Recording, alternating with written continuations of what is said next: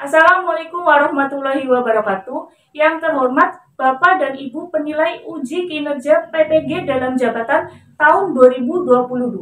Perkenalkan, saya Cynthia Octaviana, guru PPKN dari SMA Negeri 2 Brebes, sekaligus mahasiswa PPG dalam jabatan kategori 2 tahun 2022. Pada hari ini, Selasa 13 Desember tahun 2022, saya akan melaksanakan uji kinerja pembelajaran atau pembuatan video pembelajaran. Mohon masukan untuk pembelajaran yang lebih baik. Terima kasih.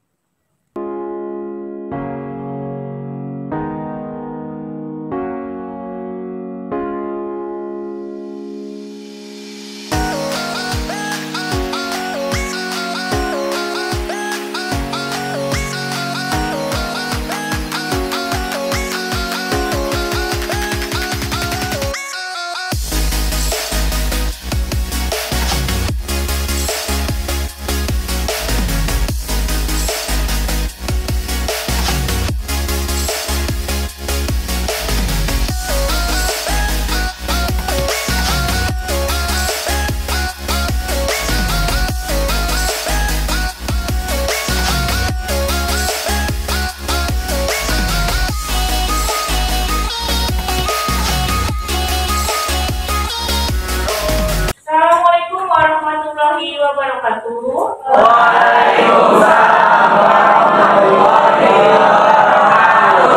Selamat pagi. Pagi, Bu. Bagaimana kabarnya hari ini? Alhamdulillah. Nah, silakan sebelum dimulai pembelajarannya, ketua kelasnya menyiapkan berdoa dulu. Duduk siap, berdoa, dimulai.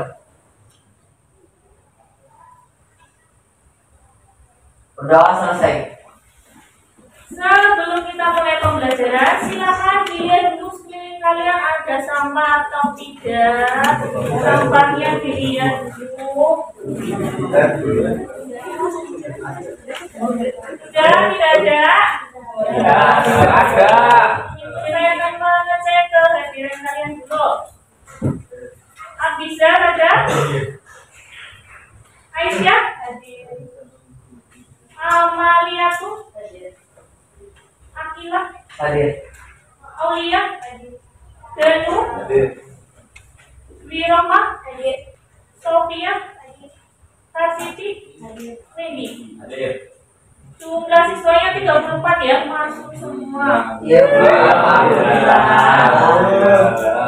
Nah, sebelum mulai pembelajaran, untuk menumbuhkan semangat nasionalisme kalian, kita menyanyikan dulu lagu nasional. Silahkan berdiri dulu, hadap ke depan semua. Sikap saat menyanyikan lagu nasional adalah sikap tegak. Halo Bandung, ibu kota periangan. Halo Bandung, kota kenang-kenangan. Sudah lama beta tidak berjumpa dengan kau. Sekarang telah menjadi lautan api, mari bung rembut kembali. Kita akan membahas tentang apa sih?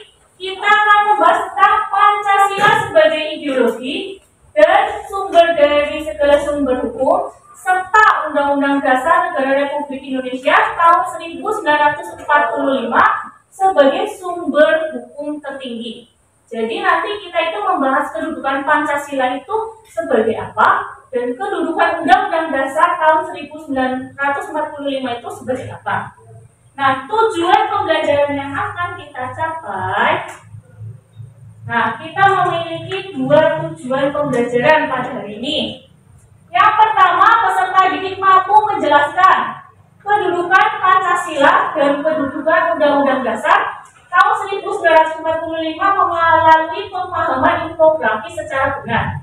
Jadi nanti saya akan menjelaskan kedudukan Pancasila dan Undang-Undang Dasar ini melalui infografis yang sudah saya buat.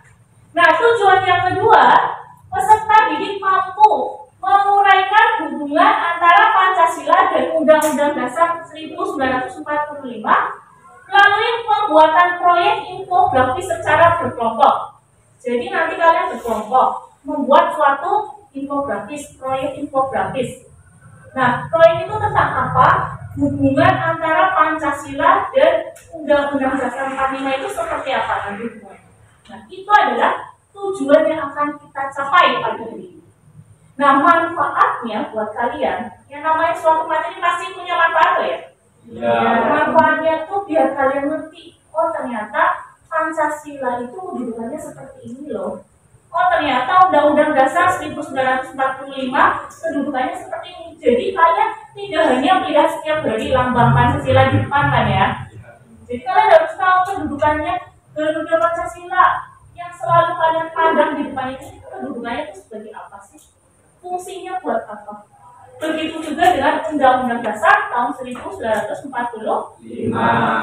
Ada suatu pertanyaan pemantik, kira-kira menurut kalian apakah ada hubungan antara Pancasila dengan Undang-Undang Dasar 1945? Nama saya Muhammad Ganjar Jami, ingin menjawab pertanyaan hubungan mengenai Pancasila dengan Undang-Undang Dasar. Menurut saya sendiri, hubungan Pancasila dengan Undang-Undang Dasar 1945, Pancasila itu sebagai landasan atau ide pokok dari sumber hukum di Undang-Undang Dasar 1945. Segala undang-undang yang dibentuk dari UUD tersebut ialah berasal dari Pancasila sendiri sebagai acuan atau tombak hukum di negara Indonesia. Oke, terima kasih atas pendapat dari dua teman kalian tadi. Jadi Pancasila juga kedudukannya sebagai sumber dari segala sumber hukum. Maksudnya apa? Ada yang bisa menjelaskan dulu? Menurut saya Pancasila sebagai sumber dari segala sumber hukum itu bahwa semua peraturan hukum yang ada di Indonesia itu harus berdasarkan kepada Pancasila, harus bersumber dari Pancasila atau harus sesuai dengan sila-sila dalam Pancasila sendiri. Oke, terima kasih. Nah, tadi sudah dijelaskan sama teman kalian bahwa Pancasila itu sebagai sumber dari segala sumber hukum. Betul sekali. Maksudnya itu segala peraturan, segala apapun yang ada di Indonesia ini harus bersumber dari Pancasila. Tidak boleh yang namanya ada yang bertentangan dengan Pancasila.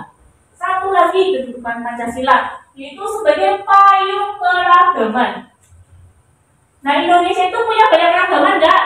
Banyak. Dari Sabang sampai Merauke itu semua berkeragaman di Indonesia. Nah, fungsinya Pancasila atau kedudukannya Pancasila ini sebagai payung dari keragaman yang ada di Indonesia. Nah, jadi kedudukan Undang-Undang Dasar 1945 ini adalah sebagai dasar hukum di Indonesia. Nah, ini menurut pasal 3 Undang-Undang Nomor 12 Tahun 2011 tentang pembentukan peraturan perundang-undangan. Disebutkan di sini bahwa Undang-Undang Dasar tahun 1945 adalah sebagai hukum dasar. Maksudnya hukum dasar adalah sumber hukum bagi pembentuk peraturan perundang-undangan di bawah Undang-Undang Dasar tahun 1945. Ada yang bisa menjelaskan pengertian ini? Jadi UUD Negara Republik Indonesia tahun 1945 ini dijadikan sebagai hukum dasar untuk pembentukan peraturan perundang-undangan yang ada di bawahnya. Misal perundang-undangan, terus peraturan presiden, peraturan pemerintah dan lain sebagainya. Seperti itu. Oke, terima kasih. Nah, betul yang dijelaskan sama teman kalian. Jadi, Undang-Undang Dasar tahun 1945 itu menjadi sumber hukum tertinggi bagi peraturan yang berada di bawahnya. Peraturan yang ada di bawahnya contohnya peraturan daerah, peraturan pemerintah, peraturan presiden. Untuk menambah semangat kalian, silakan dibuka HP-nya. Kita akan mengerjakan kuis dulu. 5 nomor kuis. Kuisnya word wall. Sudah saya kirimkan di link. Di Telegram linknya. Yang link pertama. Tulis Tulisannya betul. Yang tulisannya betul ada ya? Hanya 5 nomor saja.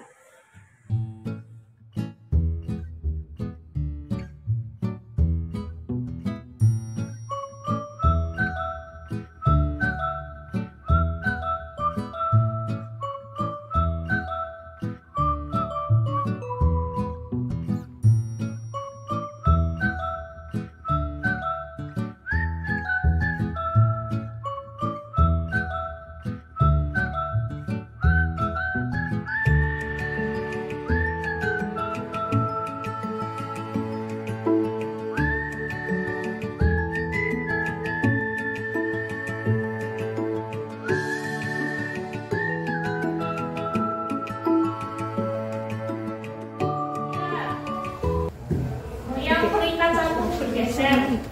Gue mayo, saya depan. Ikatan Mayo, terus yang kedua Ilham, dan yang ketiga Raffi. Nah, yang paling cepat ikatan Mayo itu hanya 1 menit 20 Tutor yuk. detik. Nah, sekarang kita akan bekerja kelompok dengan kelompok kalian masing-masing. Akan membuat sebuah proyek. Proyeknya itu berupa infografis yang akan kalian buat. Oke, saya bagikan dulu KPD-nya.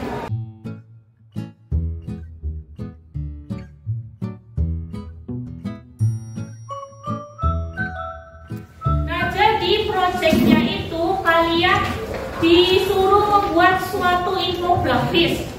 Infografis itu kayak apa sih? Ini adalah salah satu contoh sebuah infografis. Jadi nanti kalian akan membuat seperti ini.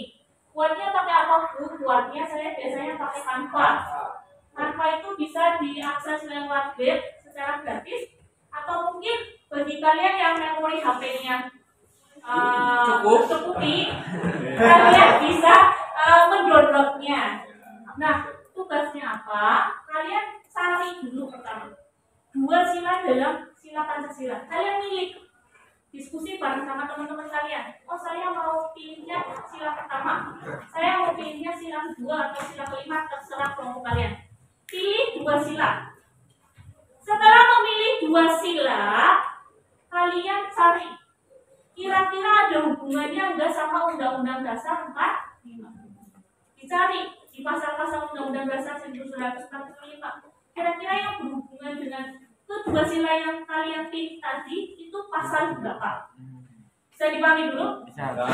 Lalu dijelaskan kenapa sih? Contoh misal pasal 2 itu berhubungan dengan pasal 2 sila kedua itu berhubungan dengan pasal 34 Undang-Undang Dasar tahun 1945 yang seperti saya sudah jelaskan tadi ya. Dijelaskan kenapa bisa sampai berhubungan. Dicontohkan juga, contohnya itu seperti apa? Bisa dipahami dulu. Nah, terus di sebaliknya yang kata di kalian ini ya, itu ada sebuah kertas kecil. Di situ ditulis juga pembagian tugas setiap kelompoknya. Jadi kan kalian setiap kelompok ada 6 sampai 5 anggota ya?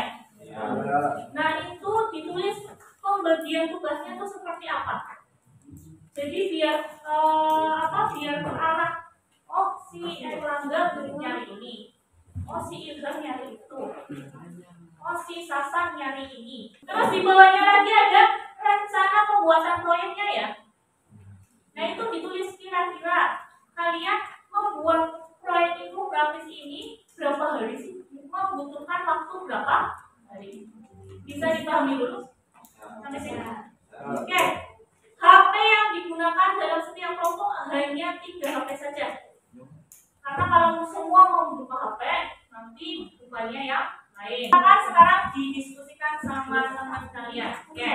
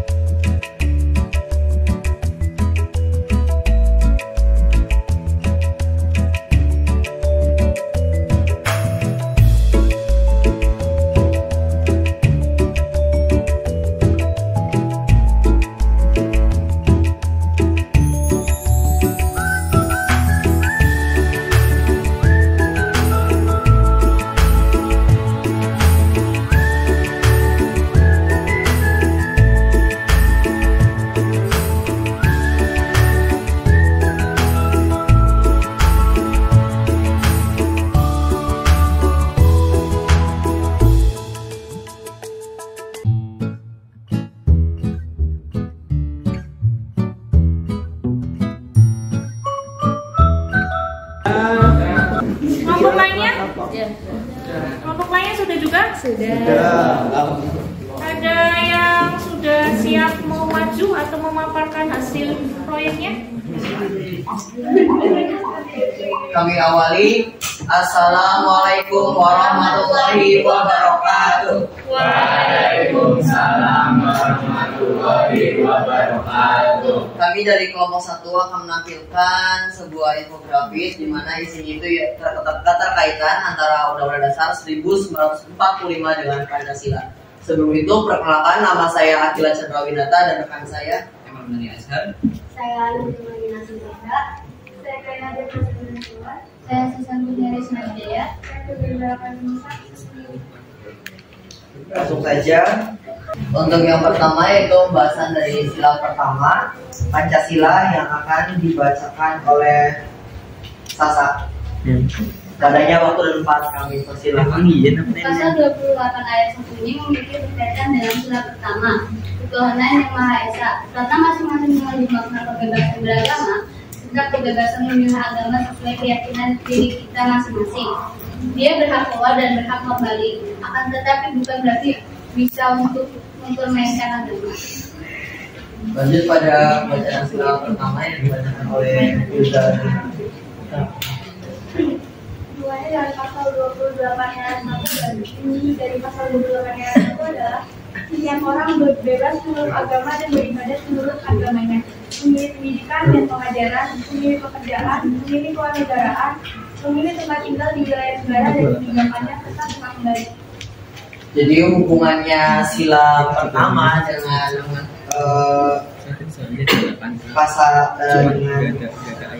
pasal 28 ayat 1 ini itu di dalamnya itu sama-sama mengandung unsur ketuhanan. Jadi di sini Indonesia membebaskan rakyatnya untuk memilih agama atau kepercayaannya masing-masing sesuai kepercayaannya. Jadi Indonesia ini membebaskan rakyatnya untuk memilih agama masing-masing dengan catatan jangan dipermainkan dan sesuai dengan kata hati. Untuk contohnya sendiri, misalkan ada seorang yang namanya Siti, dia beragama Islam. Akan tetapi dari beberapa pengaruh sehingga dia pindah ke agama Kristen.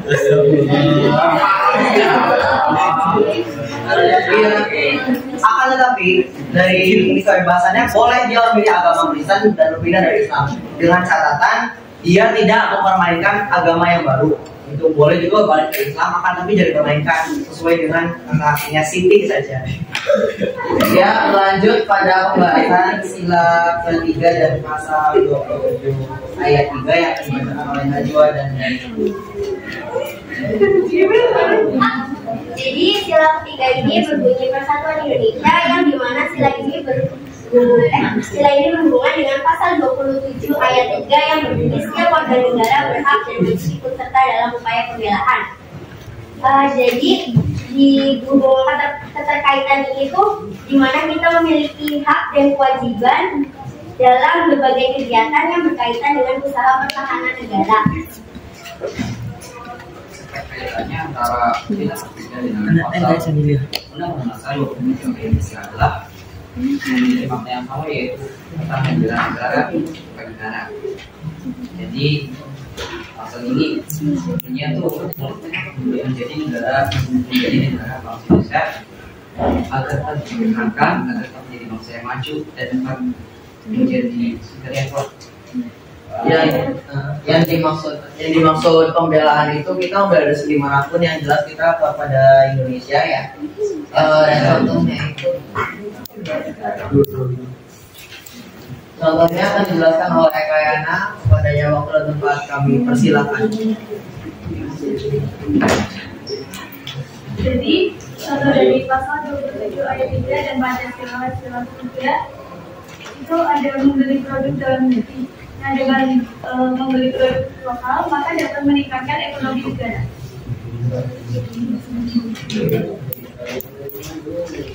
Ada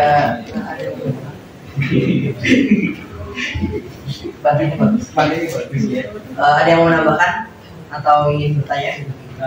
Izin menambahkan atau mengkritik dari pasalnya sendiri dari kelompok 1 ini tidak dicantumkan bahwa ini menerapkan pasal 28 yang apa gitu. 28 ayat 1. Sedangkan di infografis ya itu tadi bilang juga cuma 28 ayat 1. Beda, maaf jika disebutkan pasal 28 ayat 1 yang di dalamnya menerangkan tentang ketuhanan yang berhubungan dengan sila pertama Pancasila.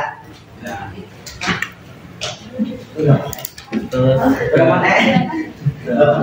ya, maaf. Untuk itu apa masih di pasal 28 ayat 1 di mana kan dijelaskan bahwa setiap orang berhak memeluk agama. Gimana dengan orang yang tidak memeluk agama yang dicantumkan seperti Islam, Kristen, Konghucu atau Konghucu, Hindu, Buddha dan yang lain nggak tercantum di situ, tapi orang akad Indonesia tersebut memiliki keyakinan terhadap Tuhan tapi nggak dicantumin di situ ya. Kayak misalkan Islam, Kristen. Ya nggak boleh pada sesuai dengan agama yang digolongkan tadi lah. Oh iya. Itu kan 5 agama itu kan diakui oleh Indonesia. Untuk luar itu 6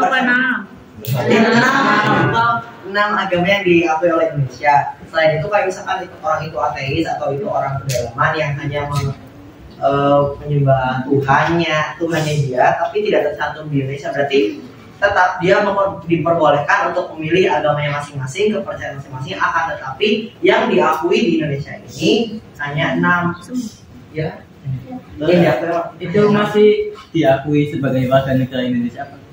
Masih orang kan kebanyakan kan kalau orang memiliki kepercayaan seperti itu yang di luar 6 agama diakui tadi, itu pasti orang pedalaman dan orang suku gitu. Iya, orang suku gitu.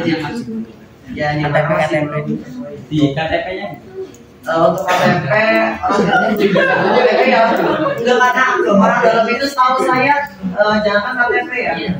Transportasi aja susah. Masa mau jauh-jauh lewat lembah gitu buat bikin KTP kan nggak mungkin. Ya, ada yang mau menambahkan apa sudah cukup? Biasa, Wendy dulu. Saya Wendy menambahkan. Kalau misal di Indonesia ada orang yang agamanya ateis, ateis itu berarti tidak bertuhan, tidak mempercayai Tuhan. Sedangkan dalam Pancasila itu ada sila ke-1 yang punya ketuhanan yang maha besar. Nah itu apa ya? Bagaimana pemerintah Indonesia itu dalam menyikapi hal itu gitu? Oke, terima kasih itu pertanyaan yang bagus dari Wendy. Izin menjawab untuk dari pemerintahnya sendiri saya kurang tahu, kan tetapi kalau misalkan dia seorang ateis, kemungkinan untuk dia menjadi ateis itu tidak perlu gimana. Itu ateis itu kan dia nggak memiliki agama ya, nggak percaya adanya Tuhan.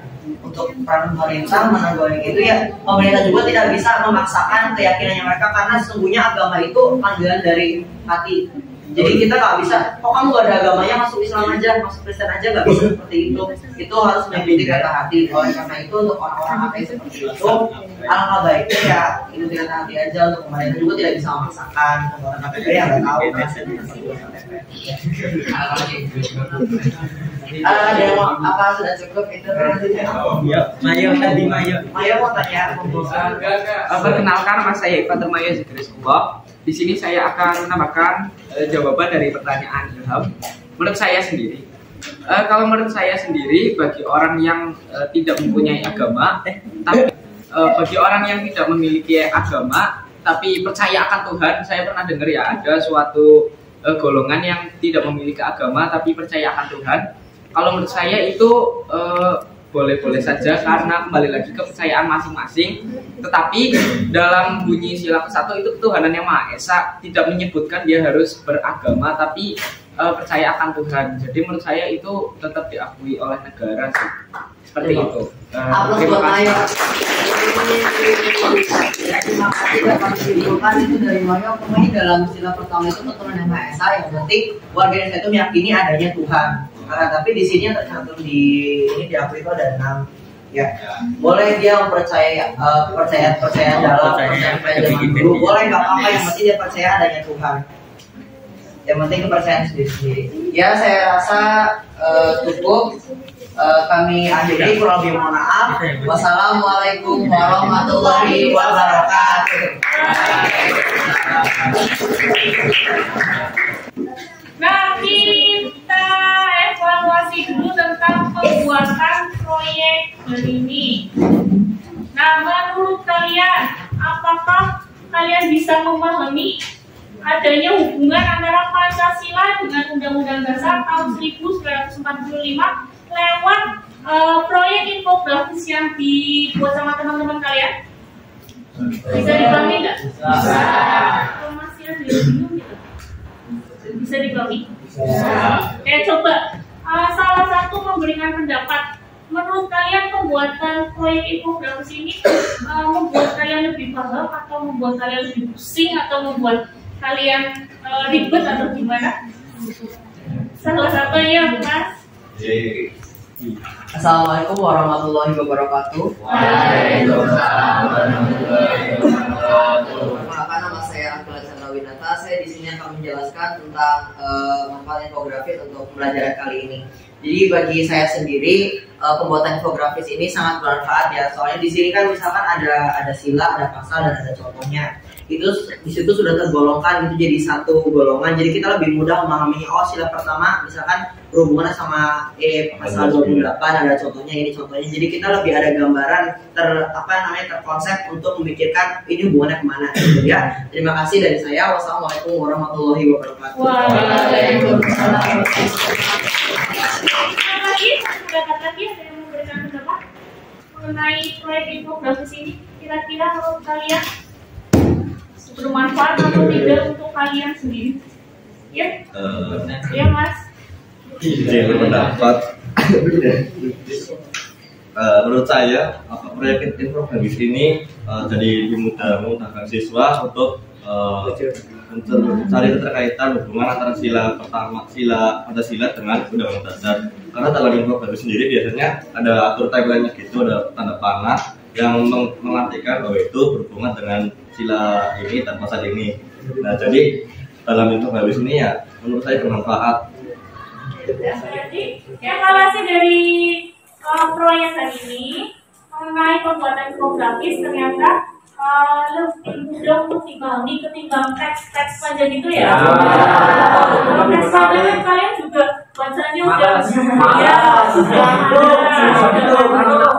Tapi kalau infografis ini kan ada desainnya yang bagus, warna-warni, menarik, jadinya kalian pembacanya juga senang ya. Nah, untuk evaluasi pada materi kali ini, silakan disiapkan lagi HP-nya masing-masing. Mengerjakan soal di form ada 4 soal. Silakan dikerjakan. Linknya sudah saya kirimkan ke grup Telegram. Hanya 4 soal.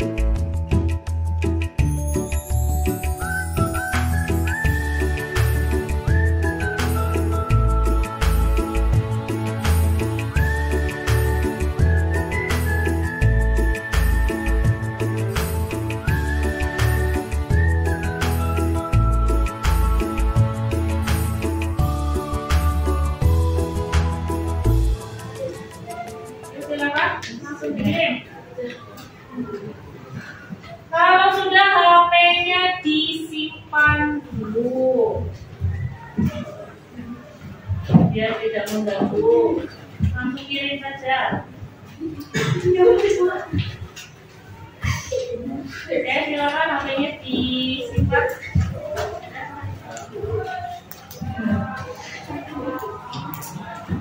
Kirim bisa.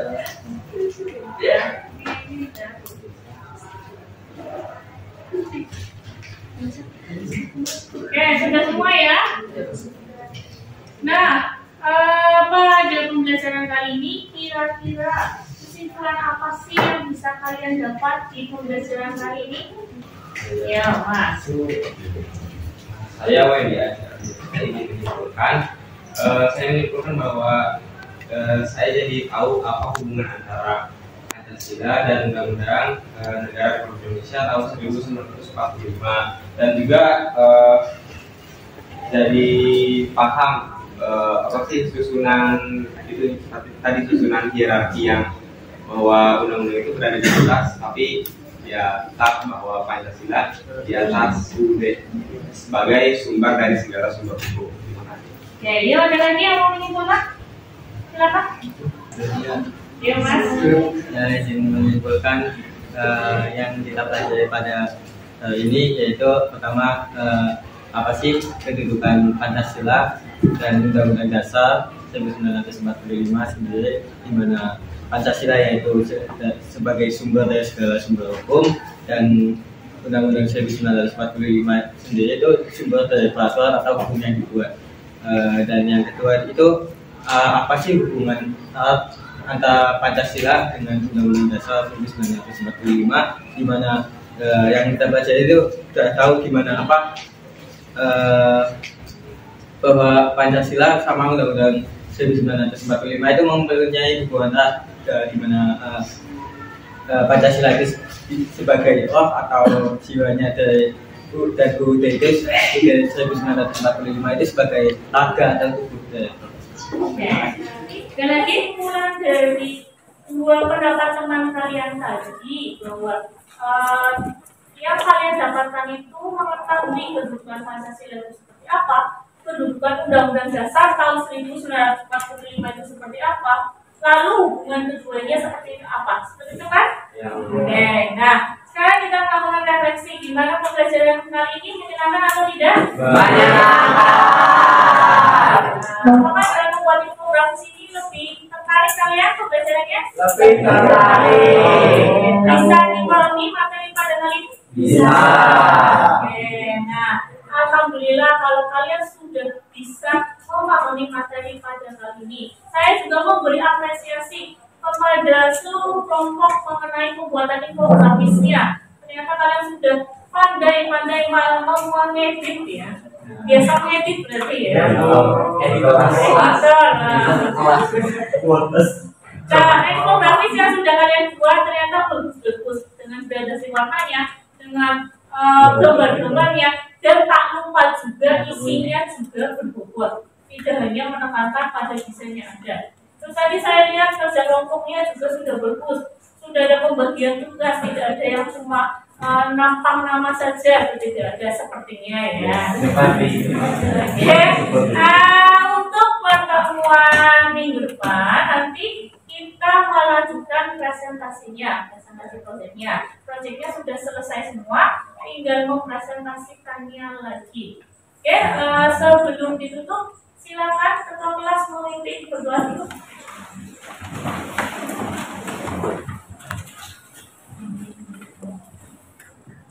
Sudah siap? Berdoa dimulai.